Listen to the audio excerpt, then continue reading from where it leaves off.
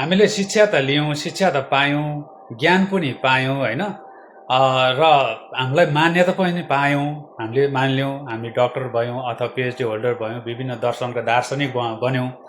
तर जीवनलाई अझै पनि सहजता भएको महसुस न स्वयंले गऱ्यौँ, शिक्षित स्वयंले, न अरूलाई दिन सक्यौँ होइन, न अरू समाजले चाहिँ महसुस गरेका छ। यसको कारण चाहिँ जब मान्छेलाई नसा लाग्दै जान्छ नि,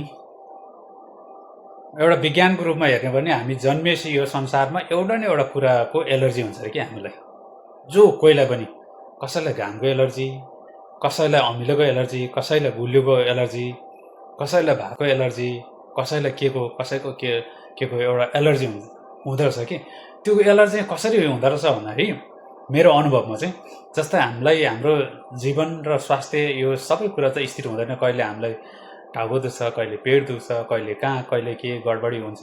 त्यस्तै खालको हाम्रो जीवनमा हामीले क्रियाकलाप पनि धेरै क्रियाकलाप गर्नुपर्ने हुन्छ। हामी शान्त स्थिर त बस्न सक्दैनौँ। त्यसो गर्दै जाँदा हामीले विभिन्न अवस्थामा विभिन्न समयमा हामीले विभिन्न गल्तीहरू गर्दै गएको हुन्छ कि यो प्राकृतिक रूपमा पनि हामीले उठ्न पर्ने बेलामा हामी सुतिरहेको, सुत्नु पर्ने बेलामा उठिरहेको होइन, खान पर्ने बेलामा एउटा कुरा खानु पर्ने बेलामा अर्को कुरा खाइरहेको हुन्छौँ।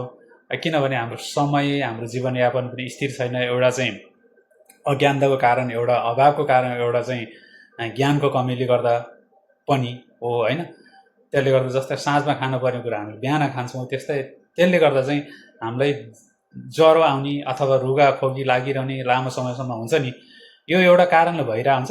त्यही कारणले पनि हामीले नियमित एउटा चिनी पनि धेरै खाइरह्यो भने त्यो तितो हुन्छ नि हो। नियमित ज्वरो आएको बेलामा अथवा कुनै बेलामा हामी नियमित जुन चाहिँ कुराको सम्पर्कमा हामी बढी हुन्छ त्यो कुरा चाहिँ एलर्जी हुँदछ। अनि त्यसले गर्दा हामीलाई चाहिँ कहिले पनि ज्यानलाई सन्चो नहुने के कुनै न कुनै कुराले छोइरहने। त्यस्तै यो संसारमा जतिसुकै ज्ञान लिए तापनि हामीलाई एउटा लोभ लालचा डाह भन्ने हुँदो रहेछ अथवा डर तास हुँदो रहेछ कि जस्तै कोहीलाई मृत्युको डर, कोहीलाई चाहिँ गरिबताको डर, कोहीलाई चाहिँ आफ्नो मान सम्मानको डर, अरूले मलाई तल भन्ला अथवा त्यो बराबर भएन भन्ने डर होइन, एउटा चाहिँ माया मोहको चाहिँ एट्याचमेन्ट, यो सबै कुरा चाहिँ नसा हो। जस्तै जिब्रोको नसा भनेको कोहीलाई प्यार कुरा काट्दै हिँड्नुपर्ने हो, त्यो पनि नसै हो होइन। एउटा चाहिँ खानेकुरा स्वादको नसा। अर्को एउटा चाहिँ यो साइकोलोजी रूपमा हेर्दाखेरि चाहिँ मर्यादा, मलाई कसैले राम्रो भन्ला कि नभन्ला अथवा राम्रो भने नभन्ला, यस्तो लाग्यो भने के भन्ला भन्ने एउटा। अनि अर्को चाहिँ मलाई के अरे एउटा चाहिँ राजनीतिको नसा होइन।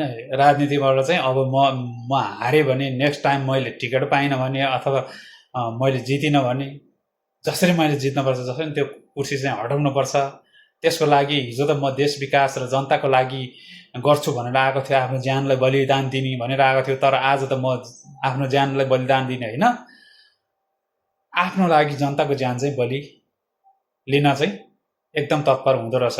अनि विकास जनता भने जतासुकै जा, जसरी मैले मेरो चाहिँ आफ्नो चाहिँ मान्यता आफ्नो शासन चाहिँ स्थिर राख्नको लागि देश जनता सबैले बेच्न तयार भएको देखिन्छ। एउटा राजनीतिक नसा, एउटा आर्थिक नसा, जसरी पैसा पाउनु पर्यो, जुनसुकै काम, मानवीय अमानवीय दानवीय जुनसुकै काम गरौँ तर मलाई यनि अब पैसा कमाउनु पर्यो भन्ने एउटा पैसाको नसा होइन। अर्को विभिन्न खालको सबै किसिमको नसा, एउटा सुन्दरताको नसा होइन, एउटा चाहिँ विपरीत लिङ्गप्रतिको एट्र्याक्सनको एउटा चाहिँ नसा हो। यस्तो विभिन्न सबै किसिमको नसा मात्रै एउटा नसाले मान्छेलाई छोइरहेको हुँदो रहेछ कि त्यो नसा चाहिँ एट्याचमेन्ट हुँदो रहेछ। त्यसले गर्दा भन्दा पनि अब भिडियो लामो भयो।